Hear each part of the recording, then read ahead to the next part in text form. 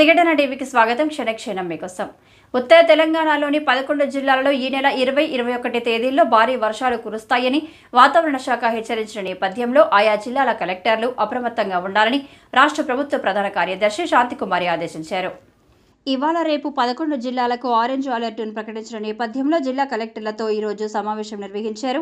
ఈ సందర్భంగా సీఎస్ శాంతికుమారి మాట్లాడుతూ పెద్దపల్లి, కరీంనగర్, ములుగు, కొమరంభీం, ఆసిఫాబాద్, మంచిర్యాల, హన్మకొండ, జగిత్యాల, ఖమ్మం, కొత్తగూడెం, నిర్మల్ జిల్లాలలో ఇవాళ రేపు భారీ వర్షాలు కురుస్తాయని వాతావరణ శాఖ హెచ్చరికలు జారీ చేసిందన్నారు.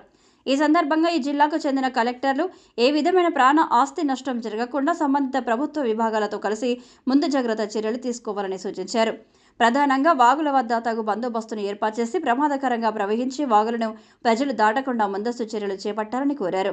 ఈ 11 జిల్లాల్లో కలెక్టరేట్ల కంట్రోల్ రూమ్లను ఏర్పాటు చేయాలని, పోలీస్ తదితర శాఖల అధికారులతో సమన్వయ సమావేశాలు నిర్వహించాలని తెలియజేశారు.